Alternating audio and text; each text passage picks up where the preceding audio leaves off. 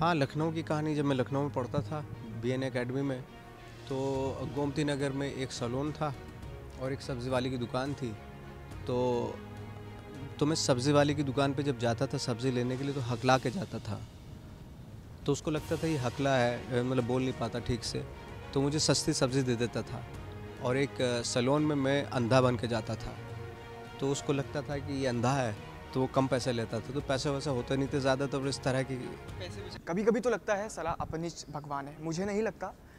नवाजुद्दीन सिद्दीकी जी को लगता है और वो हमारे साथ हैं। सर ITV में बहुत बहुत स्वागत है आपका। Thank you very much. Dialogue हमने बोला है, ये आप बोलने से बचते हैं? हाँ, मैं बचता हूँ क्योंकि ये बड़ा अजीब सा डायलॉग कभी कभी लगता है पुनीत भगवान है।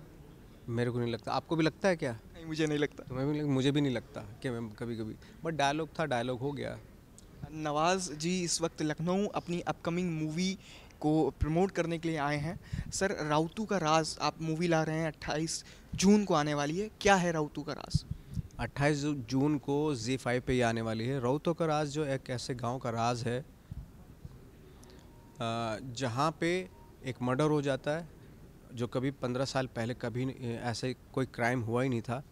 अचानक से पुलिस स्टेशन में हड़कंप मच जाती है, लेकिन वो यूज़ टू नहीं है इस तरह के क्राइम को हैंडल करने के लिए। पर धीरे धीरे इन्वेस्टिगेशन शुरू होता है और बहुत राज पता चलते हैं, और जब वो राज पता चलते हैं कि किसने मर्डर किया है तो वो शॉकिंग होता है एक तरह से। तो यही राज जानने के लिए जो है फिल्म का जो प्रमाइस है उसी छोटे से गांव में है जिसका नाम है रौतों की बेली। और बस यही है, बहुत इंटरेस्टिंग इन्वेस्टिगेशन का जो तरीका है वो बहुत इंटरेस्टिंग है। सर, क्योंकि डायलॉग से शुरुआत की, तो ये एक जानना चाहेंगे, एक इंटरव्यू आपका मैंने देखा, उसमें आपने कहा कि जितने भी डायलॉग्स आपके वायरल हुए उसमें आपकी एक्टिंग से आप सेटिस्फाइड नहीं है। जी, मैं बिल्कुल भी सेटिस्फाइड नहीं था क्योंकि मुझे लगता है कि जो डायलॉग्स मेरे पॉपुलर हुए हैं, मेरा अप टू द मार्क नहीं थी उसमें एक्टिंग। जी।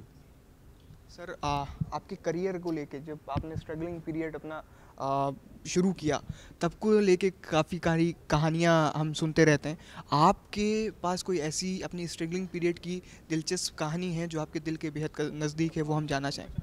हाँ, लखनऊ की कहानी जब मैं लखनऊ में पढ़ता था बीएन एकेडमी में, तो गोमती नगर में एक सैलून था और एक सब्ज़ी वाले की दुकान थी। तो मैं सब्ज़ी वाले की दुकान पे जब जाता था सब्ज़ी लेने के लिए तो हकला के जाता था। तो उसको लगता था ये हकला है, मतलब बोल नहीं पाता ठीक से, तो मुझे सस्ती सब्ज़ी दे देता था।